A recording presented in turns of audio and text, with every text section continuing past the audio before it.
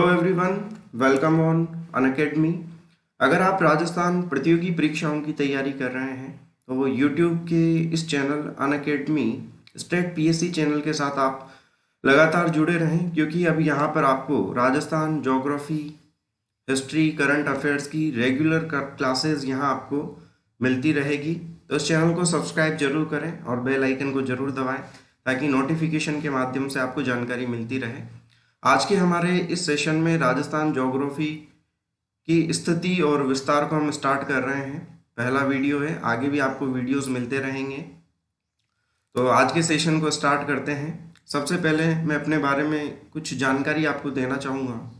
मेरा नाम विशाल माहेश्वरी है और मैं अनअकैडमी के प्लस प्लेटफॉर्म पर भी प्लस एजुकेटर हूँ। वहाँ पर भी मेरी लाइव क्लासेस रहती है। अब आप यहाँ यूट्यूब चैनल पर भी रेगुलर आपको लाइव क्लासेस आपको मिलती रहेगी। ये मेरे बारे में कुछ जानकारी है, आप देख सकते हैं। पोस्ट ग्रेजुएशन मैंने कॉमर्स स्ट्रीम में किया है, साथ ही बीएड मैंने कंप्लीट किया है। और Rajasthan geography, Indian polity, current affairs की क्लासेस आने वाले समय में रहेगी इस यूट्यूब चैनल पर।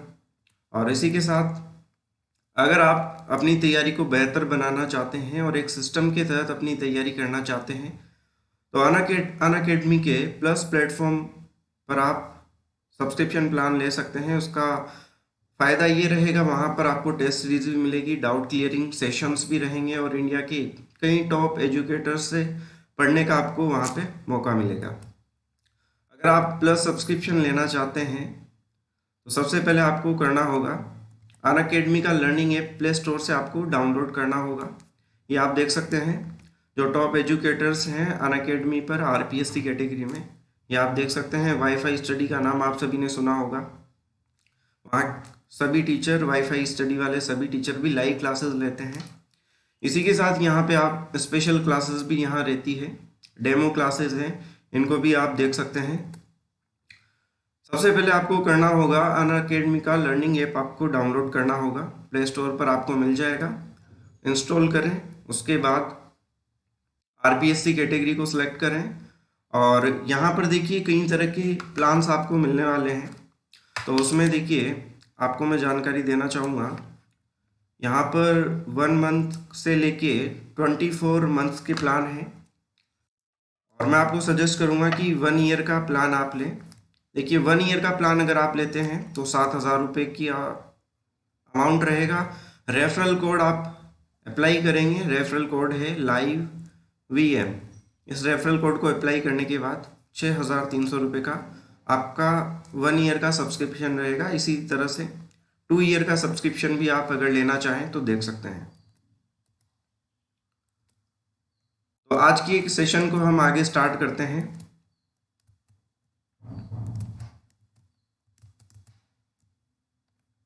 देखिएगा, राजस्थान का स्थिति विस्तार हम डिस्कस करने वाले हैं। तो देखिए, राजस्थान के स्थिति विस्तार को डिस्कस करने से पहले कुछ बेसिक जानकारी हमें राजस्थान के बारे में होनी चाहिए। समझिएगा, यहां से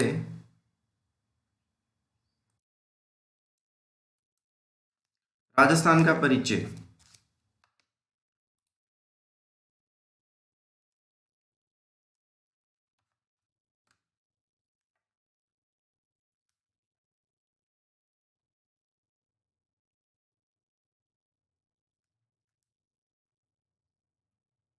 राजस्थान नाम, राजस्थान का जो नाम है वो किस तरह से हुआ उसके बारे में चर्चा करेंगे। राजस्थान को पहले राजपूताना के नाम से भी जाना जाता था। तो देखिए, सबसे शुरुआत जो हम राजस्थान की चैप्टर की कर रहे हैं, 2 प्रश्न एग्जाम में यहाँ से बनते हैं, दोनों के बारे में मैं आपको जानकारी देना चाहूँगा। देखिए, आपको एक शब्द मिलता है राजपूताना और एक शब्द आपको मिलेगा सर राजस्थान। तो एग्जाम में यहाँ से पहला क्वेश्चन यही बनता है, राजपूताना शब्द का सर्वप्रथम प्रयोग किसने किया, और इसी तरह से राजस्थान शब्द का सर्वप्रथम प्रयोग किसने किया। तो मैं आपको बताना चाहूँगा, राजपूताना जो शब्द का सबसे पहले जो प्रयोग किया था, जॉर्ज थॉमस ने किया था। कई बार एग्जाम में क्वेश्चन पूछा जाता है और हम कंफ्यूज कहाँ होते हैं, राजस्थान का अलग है, राजपूताना का अलग है, दोनों को मिक्स कर देते हैं। अगर मैं बात करता हूँ राजस्थान शब्द का सर्वप्रथम प्रयोग किसने किया था, तो ये किया था राजस्थान के इतिहास के जो पिता हैं कर्नल जेम्स टोड ने, जिनको घोड़े वाले बाबा भी कहा जाता है, कर्नल जेम्स टोड। तो ध्यान रखिएगा राजपूताना जॉर्ज थॉमस रहेगा, और राजस्थान को लेकर अगर आपसे पूछा जाए तो कर्नल जेम्स टोड रहेगा। इसके बाद हम बात करते हैं कि इनके लिखित प्रमाण हमें कहाँ से मिलते हैं। देखिएगा ये जॉर्ज थॉमस ने 1800 ईस्वी में राजपूताना शब्द का प्रयोग किया था। ठीक है, अब इसका जो प्रमाण मिलता है हमें वो कहाँ से मिलता है, विलियम फ्रैंकलिन की एक बुक है, उस बुक का नाम भी आपको ध्यान में रखना है क्योंकि लिखित प्रमाण हमें वहीं से मिलता है। तो यहाँ पे विलियम फ्रैंकलिन की एक बुक है, उस बुक का नाम है, नाम मैं लिख देता हूं यहाँ पे, मिलिट्री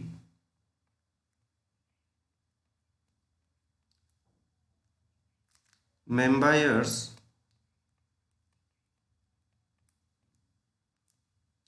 ऑफ जॉर्ज थॉमस, ये बुक का नाम मिलता है जिससे हमें राजपूताना शब्द का लिखित प्रमाण मिलता है।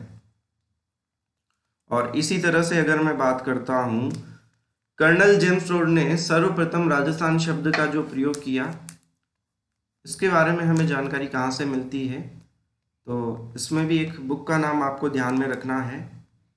यहाँ पे मैं लिख देता हूँ the annals and antiquities of Rajasthan. ठीक है, ये बुक का नाम आपको ध्यान रहना चाहिए क्योंकि यहीं से हमें राजस्थान शब्द का सर्वप्रथम लिखित प्रमाण मिलता है। इसी के साथ आपको ये भी ध्यान रखना है, जो ये the annals and antiquities of Rajasthan है, इसका संपादन किसने किया था, तो इसका संपादन किया था विलियम क्रुक ने।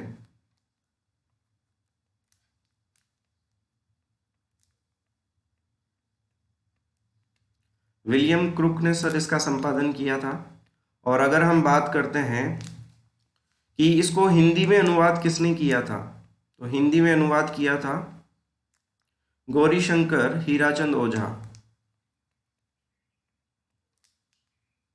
तो ये कुछ महत्वपूर्ण बातें हैं, गौरीशंकर हीराचंद ओझा।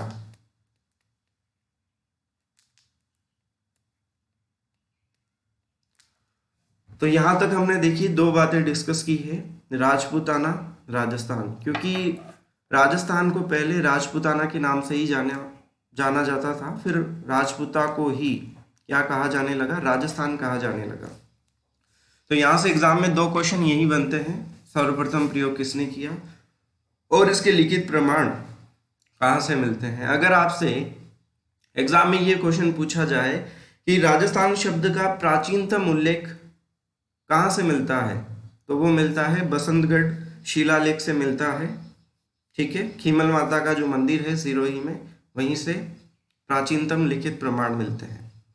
तो उम्मीद है यहाँ तक की बातें आप सभी को समझ में आ गई होगी। तो राजस्थान की ज्योग्राफी हम डिस्कस कर रहे हैं, तो ये कुछ बेसिक जानकारी हमें पहले पता होनी चाहिए क्योंकि हम बिल्कुल जीरो लेवल से स्टार्ट कर रहे हैं। आगे बढ़ते हैं अगले बिंदु की तरफ। अब देखिएगा ये हमारा राजस्थान का मैप है। अब राजस्थान का भूगोल हम पढ़ रहे हैं, तो इसको हम थोड़ा सा क्लासीफाई करते हैं कि किस तरीके से हम राजस्थान की ज्योग्राफी पढ़ने वाले हैं।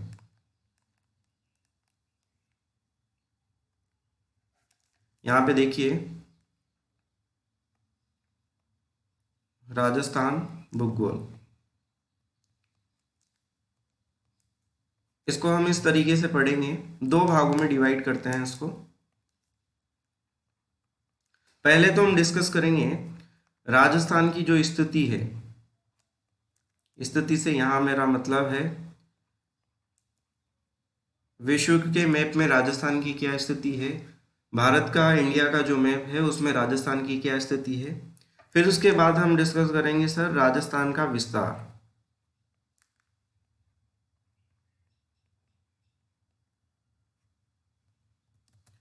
राजस्थान का विस्तार डिस्कस करेंगे। फिर उसके बाद हम डिस्कस करेंगे राजस्थान का आकार, कि राजस्थान का आकार कैसा है, किस प्रकार की आकृति है, राजस्थान के जिलों का आकार किस प्रकार है। और उसके बाद हम डिस्कस करेंगे, हाँ, लगभग इन्हीं तीन बिंदुओं पर हमारी चर्चा रहेगी पहले। और फिर उसके बाद जो राजस्थान का जो भौतिक स्वरूप है, जो भौतिक प्रदेश है, उनके बारे में चर्चा करेंगे। आप सभी को पता होगा राजस्थान के जो भौतिक स्वरूप है उसको चार भागों में बांटा है। उत्तर पश्चिमी मरुस्थलीय प्रदेश, अरावली पर्वतीय प्रदेश, पूर्वी मैदानी प्रदेश और दक्षिण पूर्वी पठारी प्रदेश। तो चार भागों में इनको डिवाइड किया है, तो उन पर हमारी चर्चा रहेगी। ठीक है, तो इस तरीके से हम राजस्थान की ज्योग्राफी को स्टार्ट करने वाले हैं। तो सबसे पहले हम चर्चा करते हैं राजस्थान की स्थिति के बारे में चर्चा करते हैं। देखिए राजस्थान की जो स्थिति है, सबसे पहले हम विश्व के दृष्टिकोण से बात करते हैं। तो मान लीजिए ये हमारे राजस्थान का एक ग्लोब बना देते हैं, उसमें राजस्थान की स्थिति किस प्रकार है। मान लीजिए ये पूरा विश्व है, ये लीजिए, ठीक है। पूरे विश्व को दो भागों में डिवाइड करती है जीरो अक्षांश रेखा। यहाँ पे ये मैंने एक लाइन ड्रॉ कर देता हूँ, काल्पनिक रेखा है, इसको बोलते हैं 0 डिग्री अक्षांश रेखा, और इसी को भूमध्य रेखा भी बोला जाता है।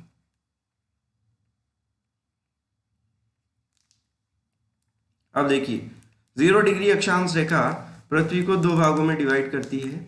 ये वाला पार्ट तो कहलाता है उत्तरी गोलार्ध,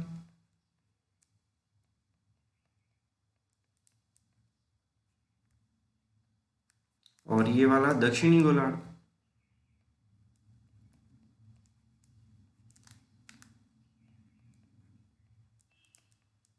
आगे हम अक्षांश रेखाओं और देशांतर भी पर भी हम चर्चा करेंगे। इसी तरह से अगर मैं बात करता हूँ, यहाँ से एक रेखा खींची जाती है उत्तर से दक्षिण की तरफ, इसको बोलते हैं 0 डिग्री देशांतर रेखा। इसी को सर ग्रीनविच रेखा भी बोला जाता है। ग्रीनविच रेखा भी इसी को बोला जाता है, ठीक बात है। और राजस्थान की स्थिति कुछ हमारा यहाँ राजस्थान का जो स्थिति है राजस्थान की, वो कुछ इस प्रकार से रहती है। राजस्थान की आकृति पतंगाकार है, तो कुछ इस प्रकार से राजस्थान की स्थिति विश्व के ग्लोब में रहती है। तो यहाँ से हमें ये बात सामने आती है, यहाँ पर है उत्तर दिशा, यहाँ पे है पूर्व दिशा। तो राजस्थान की स्थिति विश्व के अकॉर्डिंग अगर हम बात करते हैं तो क्या हुआ, उत्तर पूर्व। और इसको अगर आप मैप में देखना चाहें तो ये आप देख सकते हैं, ये विश्व का मैप है। यहाँ पे ये इंडिया का मैं मैप को ड्रॉ कर देता हूँ।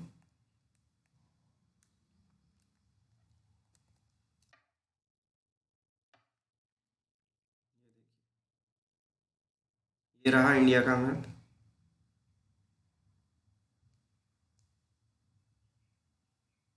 ठीक है।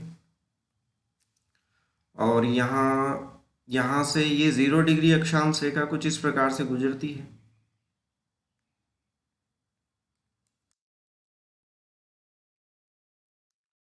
इसी तरह से ये अक्षांश रेखा, देशांतर रेखा मान लीजिए कुछ इस तरीके से। और यहाँ आता है राजस्थान, तो इसकी स्थिति यहाँ से क्लियर होती है, क्योंकि यहाँ पे क्या है, उत्तर है, यहाँ पे पूर्व दिशा है। तो राजस्थान की स्थिति कैसी हुई, उत्तर पूर्व दिशा में, अगर हम विश्व के दृष्टिकोण से अगर हम बात करते हैं तो। ठीक है, इसके बाद मैं अगर चर्चा करता हूँ भारत के मैप में, भारत के मानचित्र में राजस्थान की क्या स्थिति है। ये भारत का मानचित्र है, इस पे हम बात करते हैं। भारत के मानचित्र में राजस्थान ये रहा।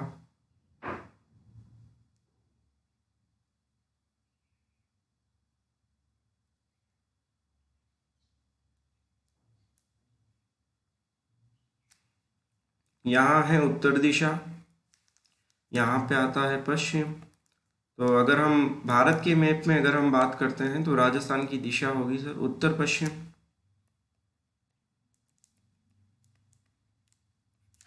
ठीक है। और अगर हम महाद्वीप के अकॉर्डिंग बात करते हैं, भारत आता है एशिया महाद्वीप में, तो महाद्वीप की दिशा की तरफ हम बात करते हैं तो राजस्थान की स्थिति रहती है दक्षिण पश्चिम की ओर। इस तरीके से यहाँ मैं ड्रॉ कर देता हूँ। मान लीजिए महाद्वीप है, तो महाद्वीप में राजस्थान की स्थिति कुछ इस प्रकार से रहती है, यानी कि दक्षिण पश्चिम। तो यहाँ मैं लिख देता हूँ, विश्व के अकॉर्डिंग अगर हम राजस्थान की स्थिति देखते हैं तो आपकी दिशा क्या रहेगी, उत्तर पूर्व। भारत के मानचित्र में अगर हम देखते हैं तो दिशा रहती है उत्तर पश्चिम।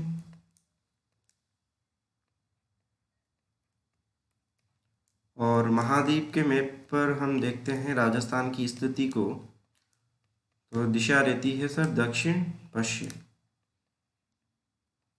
तो यहाँ से एग्जाम में दिशा से संबंधित क्वेश्चन भी पूछे जा सकते हैं कि विश्व के, भारत के और एशिया के मैप में राजस्थान की स्थिति कौन सी दिशा की तरफ आता है राजस्थान। तो ये तीनों बिंदु आपको याद होने चाहिए सर। क्वेश्चन आता है यहाँ से, तो ध्यान रखिएगा। तो उम्मीद है यहाँ तक की बातें आप सभी को समझ में आ गई होगी। अगले बिंदु की तरफ मैं आगे चलना चाहूँगा, देखिएगा। आगे बढ़ते हैं। आगे बढ़ने से पहले कुछ इम्पोर्टेंट बातें हम डिस्कस करेंगे। यहाँ पे सबसे पहले मैं एक डायग्राम ड्रॉ करता हूँ और उससे आप समझने की कोशिश करिएगा।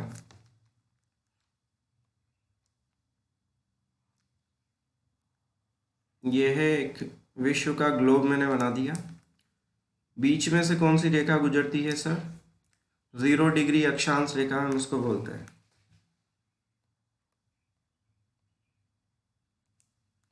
और इसी को बोला जाता है भूमध्य रेखा।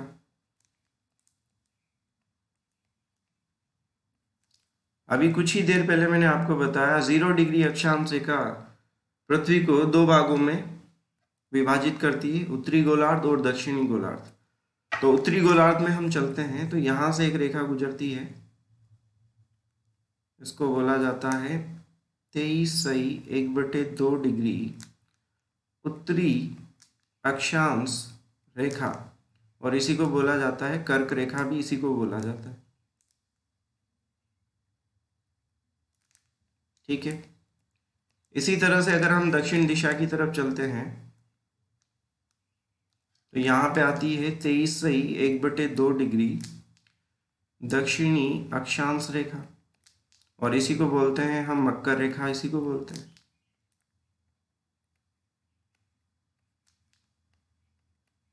ठीक है।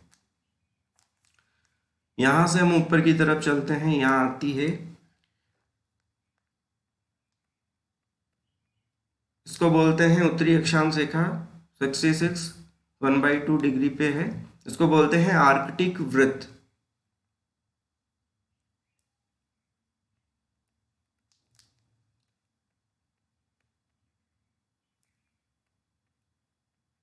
और अगर हम दक्षिण की तरफ चलते हैं तो यहाँ पे भी रहेगा, इसको बोलेंगे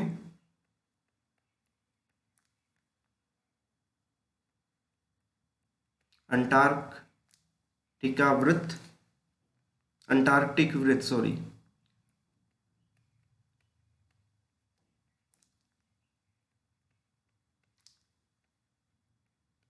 तो इनका ज्ञान आपको होना चाहिए, क्योंकि ज्योग्राफी हम पढ़ रहे हैं, तो ये ज्योग्राफी की बिल्कुल बेसिक बातें हैं, इनके बारे में आपको जानकारी होनी चाहिए।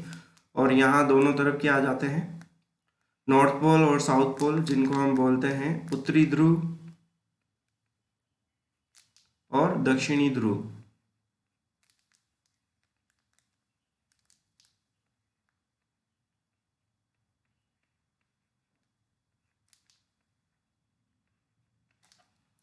तो इनके बारे में आपको जानकारी होनी चाहिए।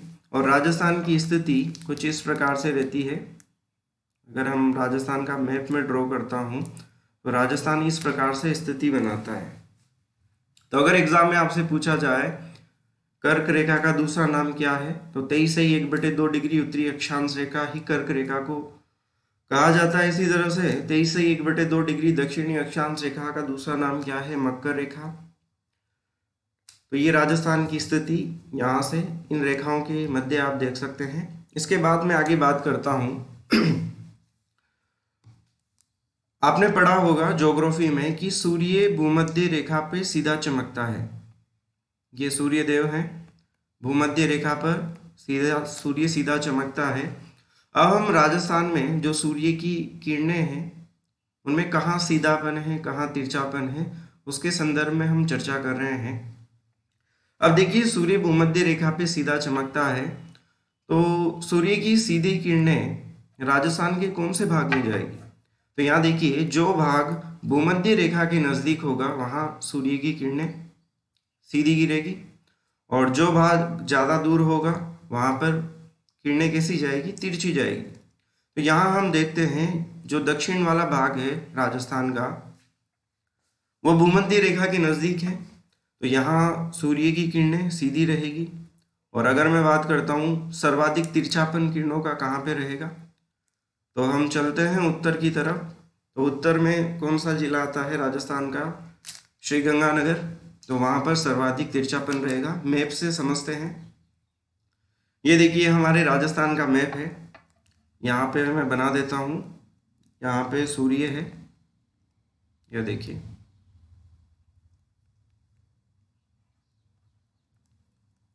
अब देखिए सूर्य की किरणें, सीधी किरणें तो यहाँ पे रहेगी। और अगर मैं बात करता हूँ किरणों का सर्वाधिक तिरछापन, तो सर्वाधिक तिरछापन कौन से जिले में जाएगा, श्रीगंगानगर में। तो अगर आपसे पूछा जाए कि राजस्थान में सूर्य कहाँ सीधा चमकेगा, तो आपका आंसर रहना चाहिए दक्षिण भाग में। और जिले का नाम पूछे कि किरणों का सर्वाधिक सीधापन कौन से जिले में रहेगा, तो आपका आंसर रहेगा सर बांसवाड़ा में।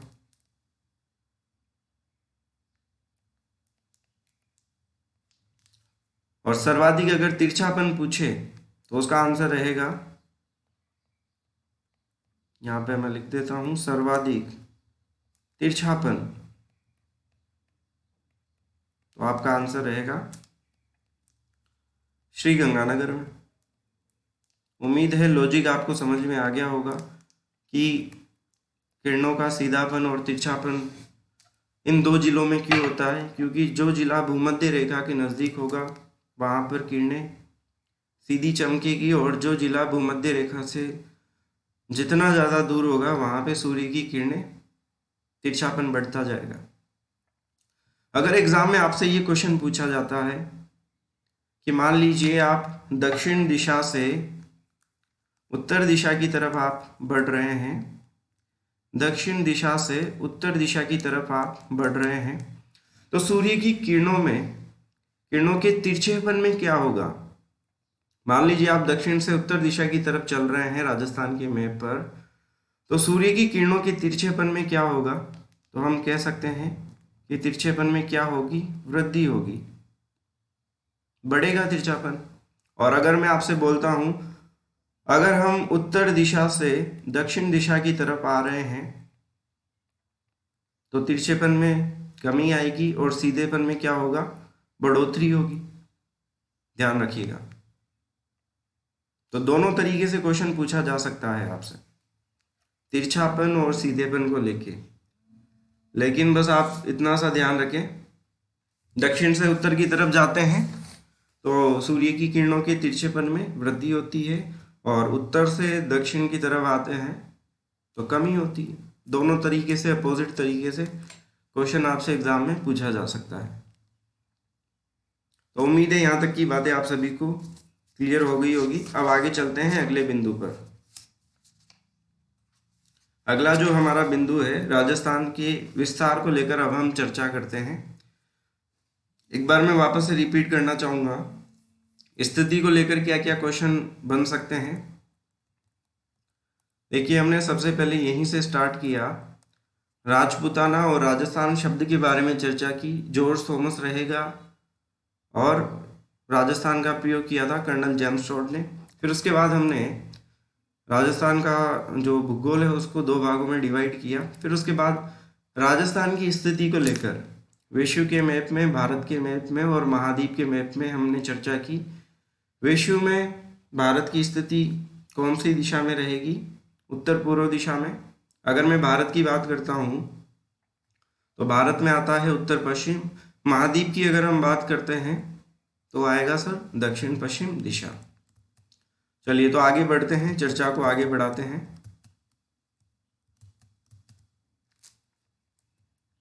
फिर उसके बाद हमने डिस्कस किया कि सूर्य की जो स्थिति राजस्थान में किस प्रकार से रहेगी, किरणों का तिरछापन सर्वाधिक और न्यूनतम कहाँ रहेगा।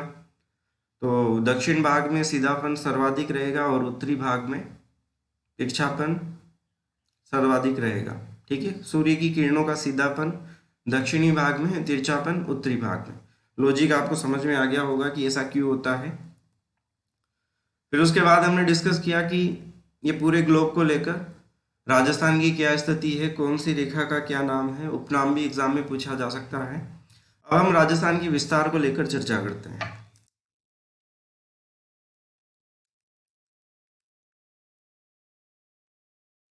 राजस्थान का विस्तार।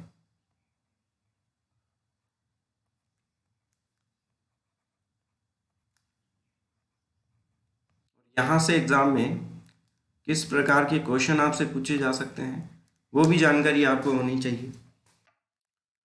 देखिएगा, हमने एक ग्लोब अभी कुछ देर पहले ड्रॉ किया था, उसमें मैंने आपको जानकारी दी थी कि 0 डिग्री अक्षांश रेखा दो भागों में डिवाइड करती है, उत्तरी गोलार्ध में और दक्षिणी गोलार्ध में। तो अगर हम बात करते हैं अक्षांशीय दृष्टि को लेकर,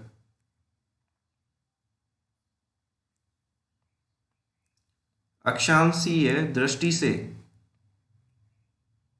राजस्थान की स्थिति क्या है?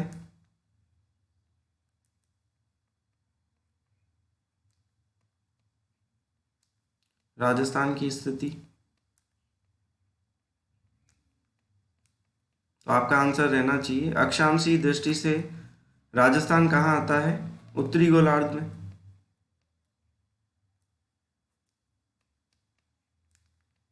ठीक बात है, आगे बढ़ता हूं मैं। अगर बात करते हैं देशांतरी दृष्टि से, 0 डिग्री देशांतर रेखा, ग्रीनविच रेखा जिसको बोलते हैं, देशांतरी दृष्टि से राजस्थान की क्या स्थिति है सर? देशांतरी दृष्टि से 0 डिग्री देशांतर रेखा पश्चिमी गोलार्ध और पूर्वी गोलार्ध में बांटती है। तो आंसर क्या होगा? राजस्थान आता है पूर्वी गोलार्ध में।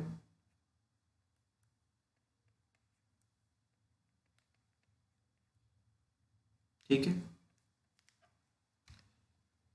अगर संयुक्त रूप से आपसे पूछा जाए कि राजस्थान की क्या स्थिति है तो आपका आंसर क्या होगा? उत्तरी पूर्वी गोलार्ध। और अलग अलग पूछा जाए तो आपका आंसर अक्षांशीय दृष्टि से अलग आएगा और देशांतरीय दृष्टि से आपका आंसर अलग होगा।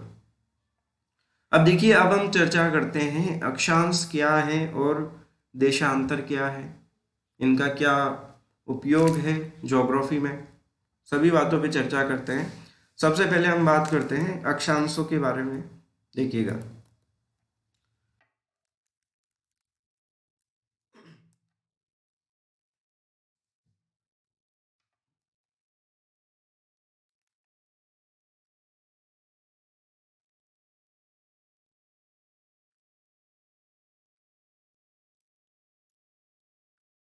ये 0 डिग्री अक्षांश रेखा है।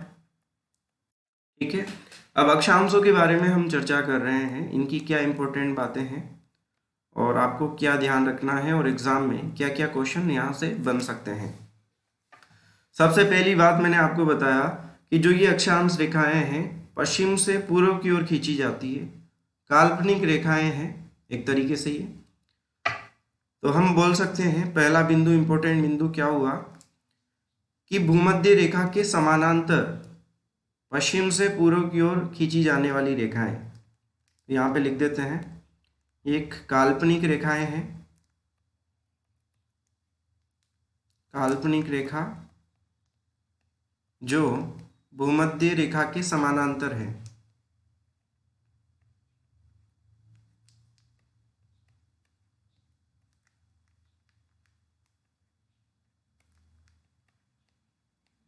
पहला बिंदु यही आपको ध्यान रखना है। खींची जाती है ये पश्चिम से पूर्व दिशा की ओर। अगर हम बात करें कोणात्मक दूरी की, तो ये अक्षांश रेखाएं उत्तर से दक्षिण, उत्तर से दक्षिण की कोणात्मक दूरी को प्रदर्शित करती है। कोणात्मक दूरी को प्रदर्शित करती है, ये बिंदु भी ध्यान रखिएगा। उसके बाद अक्षांश का ज्योग्राफी में क्या उपयोग होता है, क्यों काम में लिए जाते हैं अक्षांश। अगर आपसे पूछा जाए कि किसी स्थान विशेष की जलवायु का निर्धारण करना है, तो हम क्या काम में लेते हैं, अक्षांशों का उपयोग लेते हैं। तो जलवायु के निर्धारण में,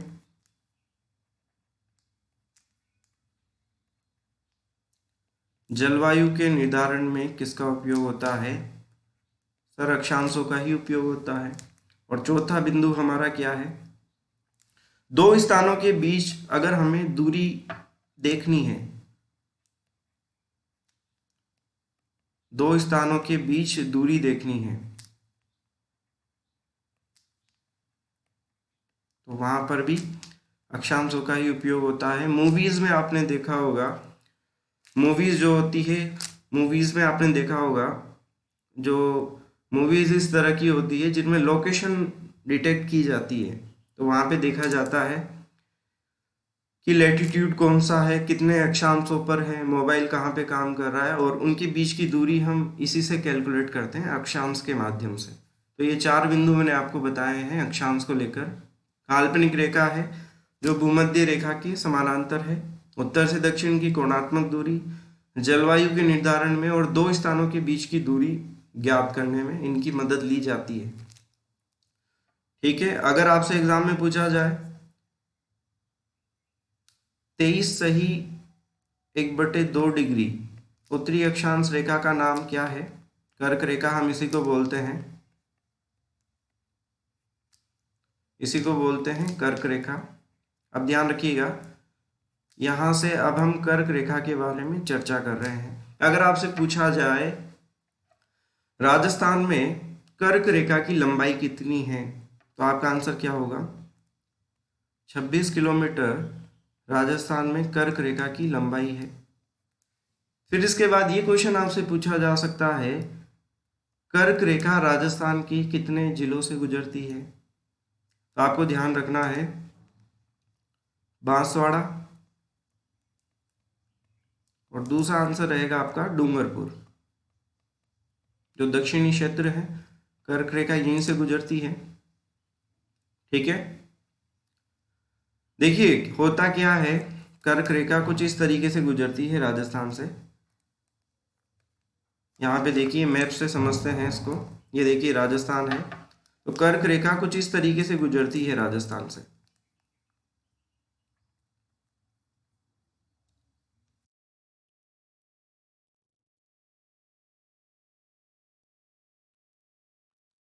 यहाँ से आप देख सकते हैं, अगर आपसे पूछा जाए, अगर एक जिले का नाम आपसे पूछा जाए, तब तो आपका आंसर रहेगा सर बांसवाड़ा।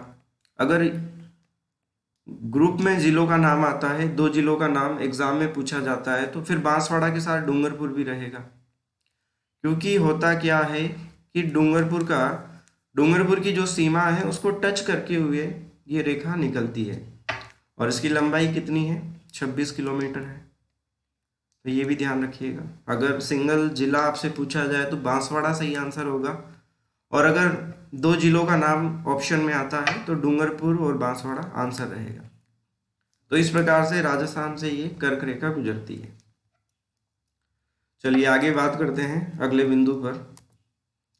तो ये अक्षांशों से जुड़ी हुई महत्वपूर्ण बातें हमने डिस्कस कर ली है।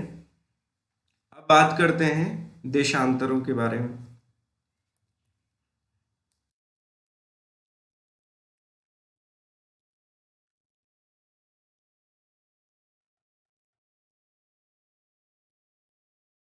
ये देखिए ये ग्लोब है, ये मैंने यहाँ पे ड्रॉ कर दिया 0 डिग्री देशांतर रेखा, या हम बोल सकते हैं ग्रीनविच रेखा। अब देखिए दो भागों में डिवाइड कर देती है ये, पश्चिमी गोलार्ध और पूर्वी गोलार्ध, और हमारे राजस्थान की स्थिति है पूर्वी गोलार्ध में। अब देखिए यहाँ से क्या क्या महत्वपूर्ण बातें बनती है देशांतरों के बारे में।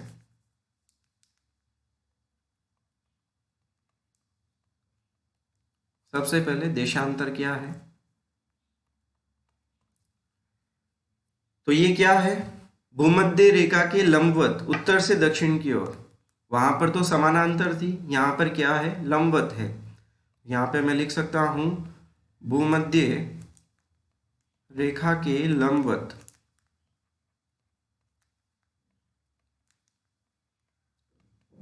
उत्तर से दक्षिण की ओर खींची जाने वाली रेखाएं।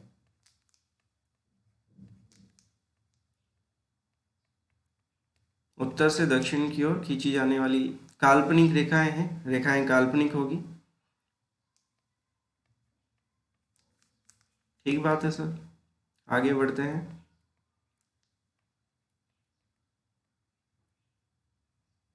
ये लीजिए काल्पनिक रेखा। दूसरा बिंदु क्या आता है हमारे सामने, दूसरा बिंदु ये है पूर्व से पश्चिम की कोणात्मक दूरी। पूर्व से पश्चिम की कोणात्मक दूरी को ये प्रदर्शित करती है।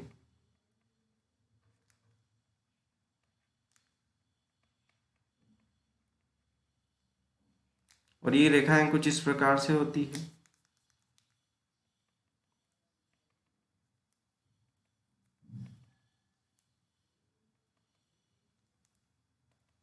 ठीक है, इस तरीके से ये रेखाएं काल्पनिक रेखाएं होती है, पूर्व से पश्चिम की कोणात्मक दूरी को ये प्रदर्शित करती है। अगला महत्वपूर्ण बिंदु है दो स्थानों के बीच समय का निर्धारण करना है। दो स्थानों के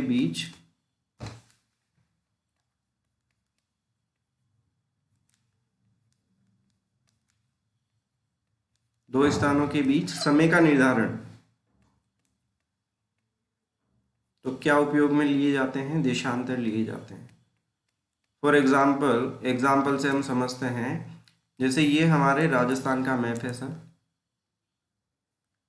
ठीक है सर। अब देखिए राजस्थान में सबसे पहले सूर्योदय कहाँ होता है, धौलपुर में होता है, यहाँ आता है धौलपुर। सबसे पहले सूर्योदय धौलपुर में होता है, और सबसे बाद में सूर्योदय कहाँ होता है, जैसलमेर में होगा सर, पश्चिम में, यानी कि यहाँ पे क्या आएगा, जैसलमेर।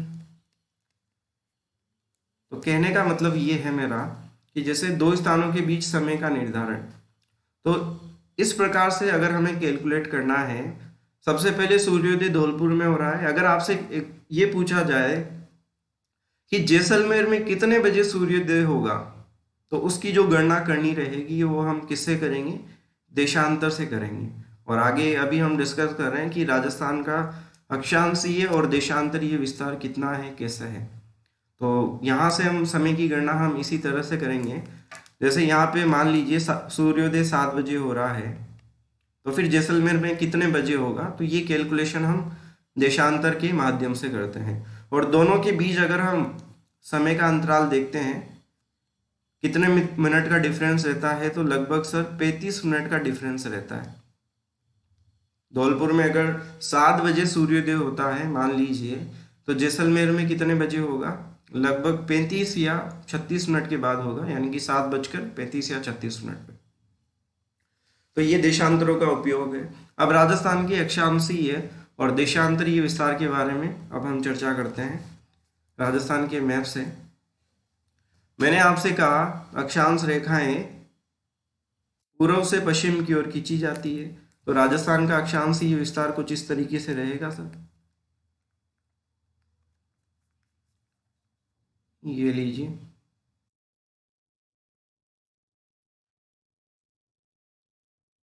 दोनों तरफ मैंने खींच दी रेखा है।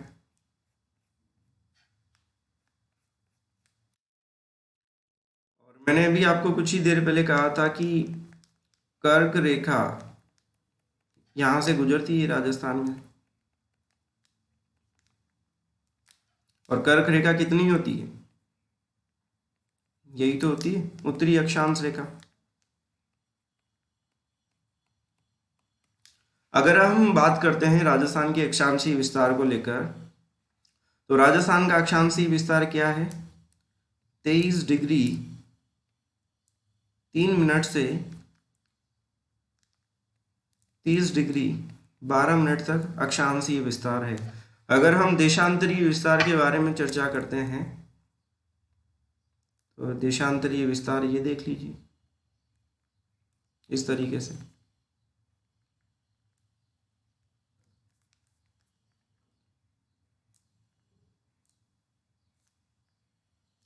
देशांतरीय विस्तार होगा राजस्थान का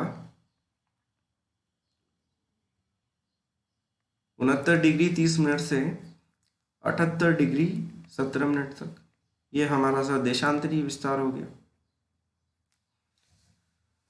लेटीट्यूड और लॉन्गिट्यूड जिनको बोलते हैं, अक्षांशीय स्थिति और देशांतरीय स्थिति आपके सामने है। इस प्रकार से एग्जाम में क्वेश्चन पूछा जा सकता है आपसे। यहाँ पे मैं लिख देता हूँ कि राजस्थान का अक्षांशीय विस्तार क्या है। तो राजस्थान का अक्षांशीय विस्तार क्या होगा? 23 डिग्री 3 मिनट उत्तरी अक्षांश से, ये भी ध्यान रखिएगा, उत्तरी अक्षांश से 30 डिग्री 12 मिनट उत्तरी अक्षांश तक। इसी तरह से अगर मैं बात करता हूँ राजस्थान के देशांतरीय विस्तार को लेकर, तो देशांतरीय विस्तार क्या होगा? 69 डिग्री 30 मिनट। अब यहाँ पे आ जाएगा सर पूर्वी देशांतर, क्योंकि पूर्वी भाग में आता है, पूर्वी देशांतर से पूर्वी देशांतर तक। ठीक है, तो ये क्वेश्चन भी एग्जाम में पूछा जाता है, ये ध्यान रखिएगा। तो ये हमारा राजस्थान का अक्षांशीय और देशांतरीय विस्तार कंप्लीट होता है। एक बार हम वापस से रिवाइज करते हैं कि आज के चैप्टर में हमने क्या क्या कंप्लीट किया। वापस से मैं एक बार रिवाइज करवाना चाहूँगा। देखिए, हमने यहाँ से स्टार्ट किया था राजस्थान के इंट्रोडक्शन से, कि राजस्थान को पहले राजपूताना के नाम से जाना जाता था। राजपूताना शब्द का सर्वप्रथम प्रयोग किसने किया? जॉर्ज थॉमस ने किया 1800 ईस्वी में। अगर बात करता हूँ मैं राजस्थान शब्द का सर्वप्रथम प्रयोग किसने किया? कर्नल जेम्स टॉड ने। लिखित प्रमाण यहाँ से मिलते हैं। राजस्थान का मिलता है the annals and antiquities of Rajasthan, William crook ने संपादन किया और हिंदी में अनुवाद किया गौरीशंकर हीराचंद ओझा ने। फिर उसके बाद हमने राजस्थान की स्थिति के बारे में चर्चा की। राजस्थान की स्थिति विश्व के मानचित्र में भारत के और महाद्वीप के, एशिया महाद्वीप के मानचित्र में क्या स्थिति है। विश्व को लेकर अगर एग्जाम में क्वेश्चन पूछा जाए तो आपका आंसर होना चाहिए उत्तर पूर्व। भारत को लेकर अगर आपसे पूछा जाए तो उत्तर पश्चिम। महाद्वीप को लेकर पूछा जाए तो दक्षिण पश्चिम आपका आंसर रहेगा। उसके बाद हमने सूर्य की किरणों के बारे में आपसे चर्चा की कि राजस्थान के कौन से भाग में सूर्य की किरणें का सीधापन कहाँ रहेगा, तिरछापन कहाँ होगा। अगर हम दक्षिण दिशा से उत्तर दिशा की ओर हम अगर चलते हैं तो तिरछेपन में क्या होगी? बढ़ोतरी होगी। ठीक है, और सर्वाधिक तिरछापन राजस्थान के बांसवाड़ा जिले में रहेगा। न्यूनतम तिरछापन, सर्वाधिक तो श्री गंगानगर में रहेगा, न्यूनतम तिरछापन जो रहेगा बांसवाड़ा में रहेगा, मतलब सर्वाधिक सीधापन बांसवाड़ा में रहेगा। तो ये डायग्राम से आप समझ सकते हैं। उसके बाद हमने ग्लोब को रेखाओं में डिवाइड किया। 0 डिग्री अक्षांश रेखा को ही भूमध्य रेखा कहा जाता है। 23/1/2 डिग्री उत्तरी अक्षांश रेखा को कर्क रेखा और 23/1/2 डिग्री दक्षिणी अक्षांश रेखा को मकर रेखा कहा। और राजस्थान की स्थिति आपको बताई कि राजस्थान का जो भाग भूमध्य रेखा के नज़दीक होगा वहाँ जो सूर्य की जो किरणें हैं वहाँ उनका सर्वाधिक सीधापन रहेगा। फिर उसके बाद राजस्थान की अक्षांशीय दृष्टि से राजस्थान उत्तरी गोलार्ध में आता है। देशांतरीय दृष्टि से अगर हम बात करते हैं तो राजस्थान पूर्वी गोलार्ध में आता है। फिर हमने चर्चा की कर्क रेखा पर। कर्क रेखा राजस्थान के 2 जिलों से गुजरती है, बांसवाड़ा डूंगरपुर। अगर एक ही जिला आपसे पूछा जाए तो आपका आंसर होना चाहिए बांसवाड़ा। राजस्थान में कर्क रेखा की लंबाई कितनी है? 26 किलोमीटर इसका आंसर होगा। फिर हमने अक्षांशों के बारे में चर्चा की। अक्षांश क्या है? अक्षांश एक काल्पनिक रेखाएं हैं जो भूमध्य रेखा के समानांतर हैं, उत्तर से दक्षिण की कोणात्मक दूरी को प्रदर्शित करते हैं। किसी स्थान की जलवायु का अगर हमें निर्धारण करना है तो वो अक्षांशों से ही निर्धारित होती है। दो स्थानों के बीच अगर हमें दूरी कैलकुलेट करनी है तो वहां पर भी अक्षांश ही उपयोगी होते हैं। फिर उसके बाद हमने देशांतर पे चर्चा की। देशांतर क्या है? भूमध्य रेखा के लंबवत उत्तर से दक्षिण की ओर खींची गई काल्पनिक रेखाएं हैं, पूर्व से पश्चिम की कोणात्मक दूरी को प्रदर्शित करती है। दो स्थानों के बीच के समय का निर्धारण करना हो तो देशांतरों का ही हम उपयोग करते हैं। फिर उसके बाद राजस्थान का अक्षांशीय और देशांतरीय विस्तार के बारे में हमने चर्चा की। तो राजस्थान का अक्षांशीय विस्तार क्या है? 23 डिग्री 3 मिनट उत्तरी अक्षांश से 30 डिग्री 12 मिनट तक। और देशांतरीय विस्तार है सर 69 डिग्री 30 मिनट से 78 डिग्री 17 मिनट तक। तो उम्मीद है आज के इस वीडियो में आपको अच्छे से समझ में आ गया होगा। और रेगुलर आप क्लासेस अटेंड करना चाहते हैं अनअकैडमी के प्लस प्लेटफॉर्म पर, तो सब्सक्रिप्शन आप ले सकते हैं। और सब्सक्रिप्शन में ये रेफरल कोड आप ज़रूर एंटर करें, जिससे आपको 10% का इससे डिस्काउंट हो जाएगा। और अगले वीडियो में हम इसके आगे की चर्चा हम डिस्कस करेंगे। ये रेफरल कोड है लाइव VM, ये रेफरल कोड आप एंटर करें जिससे आपको 10% का डिस्काउंट मिलेगा। और जल्द ही अगले वीडियो में हम इसके आगे की चर्चा डिस्कस करेंगे, जो राजस्थान का ज्योग्राफी का हमारा चल रहा है, राजस्थान की स्थिति विस्तार को लेकर। तो फिलहाल आज के लिए इतना ही, मिलते हैं अगले वीडियो में और इसके आगे की चर्चा को हम वहीं से स्टार्ट करेंगे। धन्यवाद।